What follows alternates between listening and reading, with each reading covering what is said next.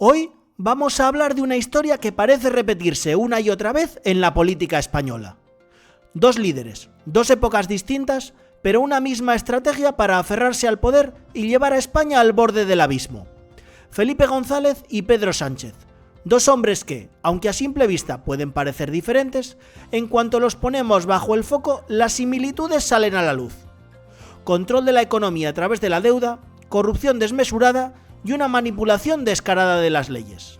Hoy os contaré cómo la historia vuelve a repetirse, sabiendo que esta vez las consecuencias podrían ser aún peores. Felipe González, en sus años de gobierno, utilizó la deuda como un medio para mantener el control. Durante su mandato, la deuda pública pasó del 16% del PIB en 1982 a más del 60% en 1996. Un incremento que hipotecó a las generaciones futuras mientras se hablaba de modernización. Pedro Sánchez no ha hecho más que seguir la misma hoja de ruta. En 2022, la deuda pública de España alcanzó más del 120% del PIB, un récord histórico. La pregunta es, ¿dónde nos llevará esta espiral de endeudamiento sin control? En el caso de González, la devaluación de la peseta fue una de sus jugadas clave. La moneda fue devaluada en varias ocasiones, especialmente en 1992 y 1993, lo que provocó un debilitamiento económico que se tradujo en más inflación y menos poder adquisitivo para los españoles. Sánchez, aunque no puede devaluar el euro, ha utilizado la inflación como su arma oculta. La política de gasto masivo post-COVID, combinada con una supuesta crisis energética, ha dejado a las familias en la misma situación. El dinero vale menos y las soluciones parecen lejanas. El gobierno de González no solo estuvo marcado por la crisis económica, sino también por la corrupción. Más de 100 casos judiciales mancharon la reputación del PSOE, desde los GAL hasta el caso Filesa, pasando por los escándalos de los fondos reservados.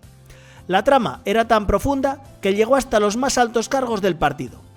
En esos años, España vivió una verdadera crisis de confianza en sus instituciones, con la corrupción extendiéndose como un cáncer por todo el sistema. Pedro Sánchez ha seguido un camino similar. Desde los ERE de Andalucía hasta los contratos a dedo, su gobierno también se ha visto envuelto en escándalos que han puesto en duda la transparencia y honestidad de su gestión. En Andalucía, más de 850 millones de euros fueron desviados a empresas afines al partido, un escándalo que sigue persiguiendo al PSOE. A día de hoy, la corrupción sigue siendo una mancha que no desaparece en las filas del partido. González, en sus años de poder absoluto, no dudó en utilizar su mayoría absoluta para moldear las leyes a su conveniencia.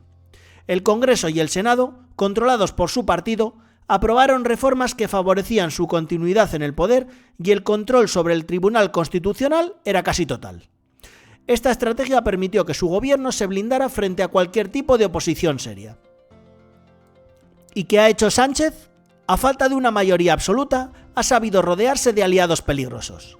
ERC, Bildu y otros partidos independentistas han sido claves para que Sánchez pueda tocar las leyes fundamentales del país, desde la reforma del Código Penal hasta los indultos a los líderes del proceso.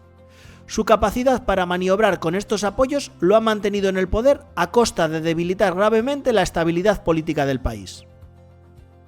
González ya sentó las bases de lo que más tarde sería una constante en el PSOE, los pactos con los nacionalismos periféricos. Desde su mandato, el PNV fue uno de los principales aliados, cediendo competencias clave al País Vasco. Sánchez ha elevado esta táctica a un nuevo nivel, pactando no solo con los nacionalistas, sino también con los partidos que buscan la ruptura de España. La reciente ley de amnistía y los acercamientos a Bildu son solo ejemplos más de cómo el poder vale más que la integridad territorial. Durante los años de Felipe González, el Tribunal Constitucional fue uno de los bastiones de su poder. Jueces afines a su partido fueron nombrados para garantizar que sus políticas no tuvieran obstáculos legales. Pedro Sánchez ha seguido la misma estrategia. A través de la renovación de los órganos judiciales, ha buscado asegurarse que el Tribunal Constitucional y otros órganos judiciales actúen en sintonía con su gobierno. Ambos gobiernos han utilizado los medios de comunicación para controlar la narrativa.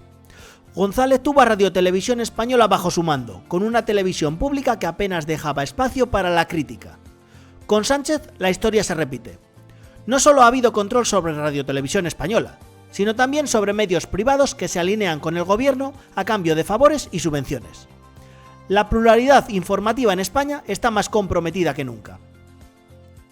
Uno de los episodios más oscuros del gobierno de González fue el escándalo del CSIC, donde se reveló que se espiaba a políticos, jueces, empresarios y personajes claves de la oposición. Las grabaciones ilegales destaparon una trama que afectó al núcleo de la democracia española, llevando a la dimisión de altos cargos de la inteligencia. En el caso de Sánchez, la situación es más reciente y compleja. El escándalo de Pegasus sacó a la luz cómo se utilizó software espía contra líderes independentistas catalanes, aunque también se mencionó la posibilidad de que miembros del gobierno estuvieran siendo vigilados.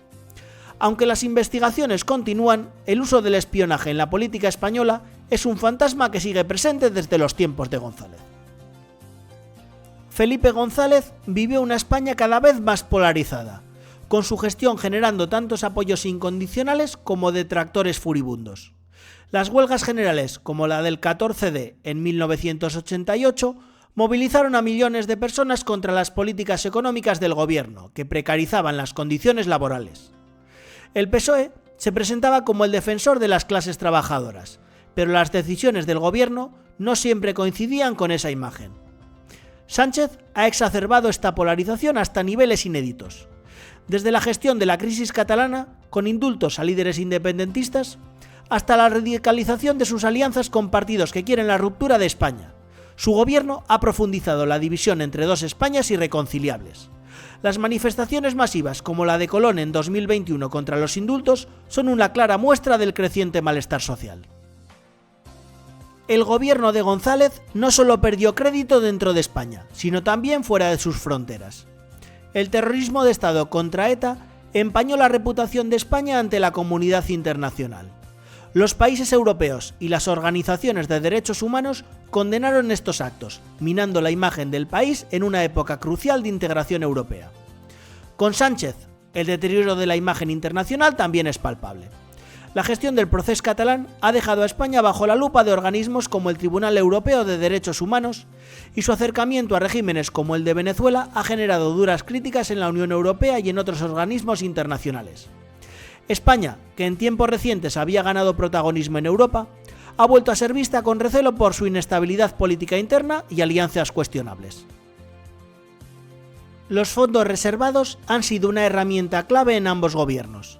En el caso de Felipe González, estos recursos se destinaron a actividades encubiertas, generando sospechas sobre la compra de voluntades y el silencio de voces incómodas dentro del partido.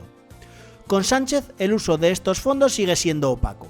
Sin un control adecuado, los presupuestos destinados a estos recursos han levantado sospechas de su uso con fines políticos, alimentando la desconfianza en las instituciones. González enfrentó varios momentos de alta tensión social. La huelga general del 14 de diciembre de 1988, convocada por UGT y comisiones obreras, paralizó el país. Con una participación masiva de más de 8 millones de personas, se protestaba contra la política laboral del gobierno, que había implementado medidas de flexibilidad laboral en detrimento de los derechos de los trabajadores.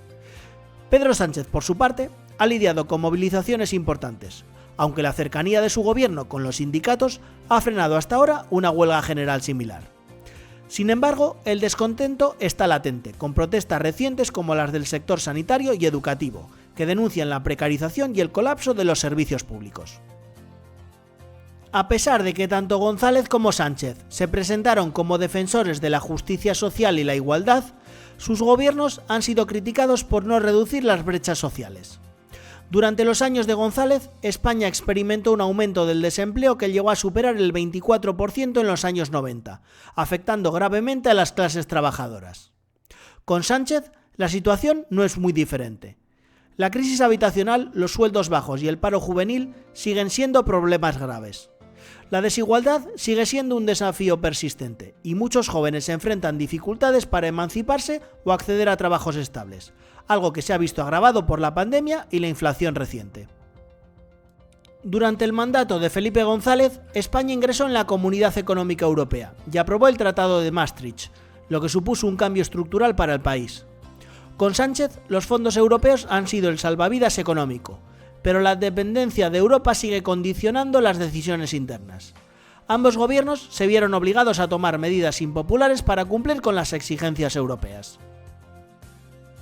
El gobierno de Felipe González quedó manchado por la trama Filesa, un escándalo de financiación ilegal del PSOE que salió a la luz en 1991. La trama permitió desviar fondos a la campaña electoral del partido mediante facturas falsas y empresas pantalla. Esto llevó a la apertura de procesos judiciales y condenas para varios cargos socialistas, mostrando cómo el poder se mantenía mediante la manipulación de las reglas del juego.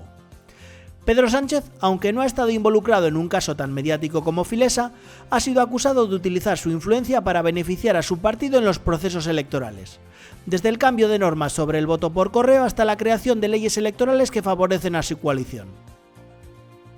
Bajo el mandato de Felipe González, el control de los altos mandos policiales y de seguridad fue clave para asegurar la estabilidad de su gobierno en momentos críticos. La designación de figuras afines en cargos estratégicos le permitía manejar situaciones delicadas y tener una influencia directa en los cuerpos de seguridad. De forma similar, Pedro Sánchez ha realizado nombramientos en la cúpula policial y militar, situando a personas leales en roles decisivos.